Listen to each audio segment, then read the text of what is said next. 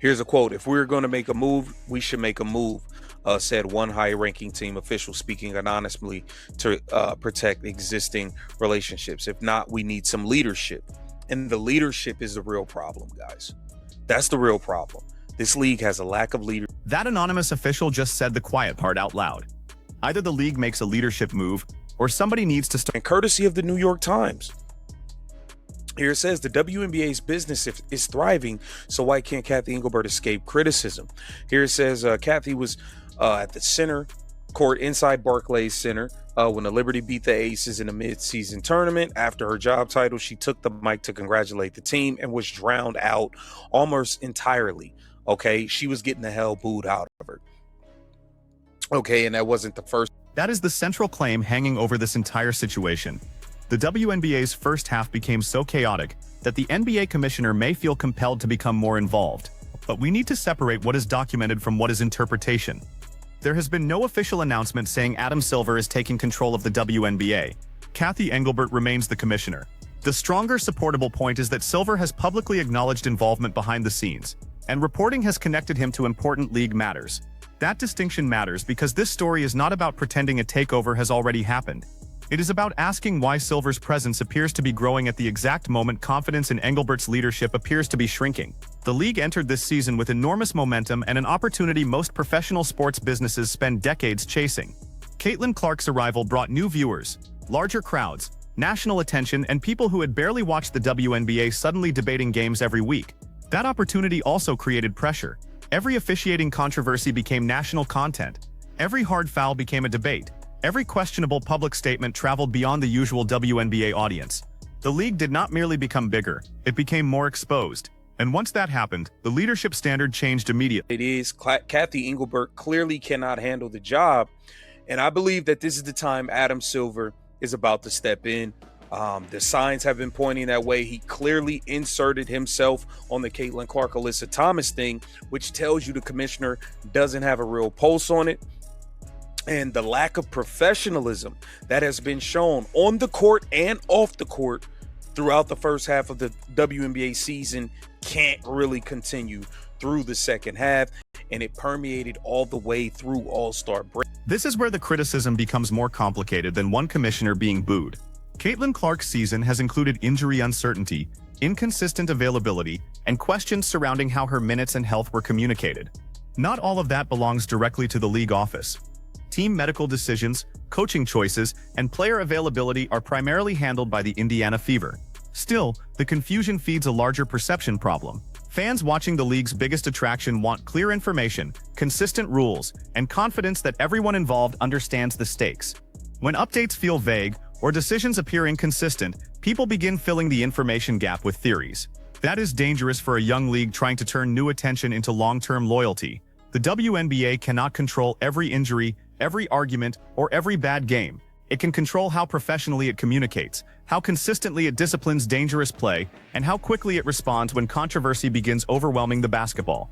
The first half of the season often felt like the sport itself was fighting to be heard over everything surrounding it. That may be entertaining for social media in the moment, but it is not automatically good for the business. Controversy can attract clicks. Trust keeps viewers.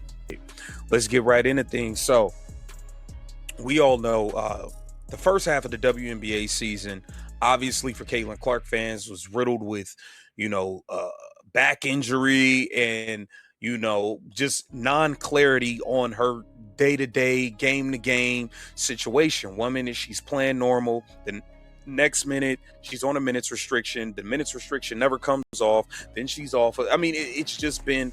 The NBA Replay Center is one example of the league attempting to create more consistency and credibility around officiating. That does not mean every disputed call will disappear. NBA fans still argue about referees every night, even with a replay center and far more resources. What it does mean is that WNBA leadership recognizes that the current system needs stronger infrastructure. And infrastructure is the real issue underneath the drama. The WNBA is no longer operating in a small media environment where mistakes disappear after one news cycle. Clips are analyzed frame by frame. Players respond directly online. Former athletes, national broadcasters, independent creators, and millions of fans all shape the narrative before the league releases a statement. That requires a commissioner who can do more than negotiate business agreements. It requires someone who can communicate authority, anticipate reputational threats, and make the league appear organized during conflict. Engelbert's supporters can fairly argue that she helped position the WNBA for major commercial growth. Her resume before joining the league was built in high-level business leadership, and the league has expanded significantly during her tenure, but success in one phase does not guarantee success in the next. The executive who helps attract investment is not always the same executive who can manage a volatile cultural explosion. The skills overlap, but they are not identical. And I don't think that this league can continue this way.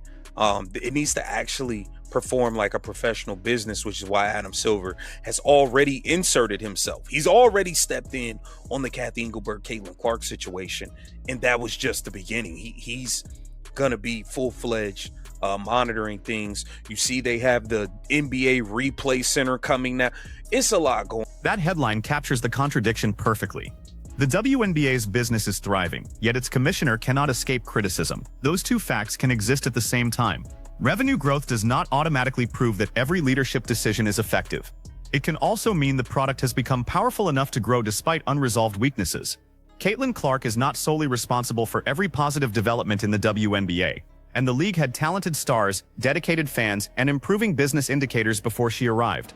But denying the scale of her impact would be equally unreasonable. Her presence accelerated the timetable. Games moved into larger arenas. Broadcast interest increased. Merchandise demand surged. Conversations that once stayed inside women's basketball circles became mainstream sports debates. That is why the stakes are so high. The WNBA has been handed a rare opportunity to transform a moment of attention into a permanent audience. But growth can hide structural problems temporarily. New viewers may tolerate confusion while everything feels fresh. They will not tolerate it forever.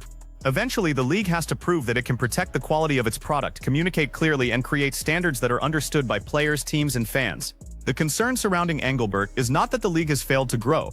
It is that leadership may not be adapting quickly enough to manage. And we got to get into this article in the New York Times because it's saying, yeah, Kathy has brought some level, the business is thriving, but why can't she escape criticism? For one, the business we all know is only thriving because of the arrival of Caitlin Clark, but this business won't continue to thrive.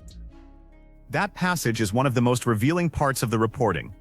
According to the article being discussed, people around the league were willing to describe their frustrations privately, but were reluctant to attach their names publicly, even with anonymity offered. That does not prove every criticism is accurate.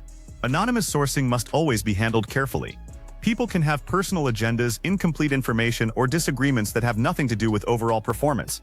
But widespread reluctance to speak can still tell us something about the environment. It suggests that relationships are sensitive, power lines may be unclear, and people do not feel comfortable discussing Engelbert's job security openly. In a healthy organization, internal disagreement is normal. What becomes troubling is when nobody seems certain who has the authority to solve it. That brings us to the leadership vacuum. A commissioner does not need every player to like her. She does need stakeholders to understand the chain of command. When a disciplinary controversy erupts, who has the final voice? When collective bargaining becomes contentious, who is setting the strategy? When player criticism goes public, who addresses it before the issue grows? If the answer increasingly becomes Adam Silver, then the title of WNBA commissioner starts to look weaker, even if Engelbert technically remains in charge. And perception matters. Once players and team executives believe the real authority sits somewhere else, they naturally begin directing their attention toward that other authority. While there's seemingly no shortage of players other than team employees willing to complain publicly about day-to-day decision-making within the league, Engelbert's overall job security remains too hot for most to handle. While The Athletic spoke to a dozen sources around the league for this story, all almost refused to comment for publication, even anonymously. What they did do is provide a holistic view of the situation that Engelbert and the WNBA now find. This is the structural detail that deserves more attention than the booing. Adam Silver appointed Engelbert in 2019, and reporting has raised questions about exactly where her accountability sits because the WNBA's Board of Governors reportedly had limited involvement in that appointment. That arrangement may have functioned when the league attracted less scrutiny. Now it creates a difficult question. Does Engelbert independently run the WNBA, or does she ultimately answer to Silver when the most important situations become too large? There is nothing inherently unusual about the NBA exercising influence. The leagues are deeply connected, and the NBA has financial, institutional, and operational relationships with the WNBA. Silver would naturally care about its success. The problem begins when his involvement appears less like cooperation and more like emergency supervision. That is the difference between a parent organization supporting leadership and a parent organization quietly losing confidence in it. The public does not have enough verified information to declare which one is happening. What we can see is a pattern of silver becoming associated with increasingly important issues. Collective bargaining is one of them. Discipline is another. Officiating infrastructure is another. Together, those are not minor responsibilities. They touch labor, player safety, competitive integrity, and the league's public image. Those are the core functions of a commissioner. NBA Commissioner Adam Silver appointed Engelbert in 2019, giving her commissioner title no previous WNBA permanent leader had possessed. It was a testament to her CV, highlighted by a stint as the CEO of Deloitte, a multinational business consulting firm. Okay. It says, but the WNBA's Board of Governors' lack involvement regarding Engelbert's hiring has led to question who exactly she reports to. Throughout her tenure, there have been moments that point to Silver's explicit involvement in. This part of the commentary argues that the league needs someone who puts business first, especially now that Caitlin Clark has become a worldwide attraction. That business-first argument is understandable, but it needs to be defined carefully. Putting business first should not mean favoring one player in every dispute or turning the league into a promotional vehicle for a single star. Competitive credibility matters. Other players deserve respect. Teams need confidence that rules are enforced consistently regardless of popularity. But business competence does require recognizing reality.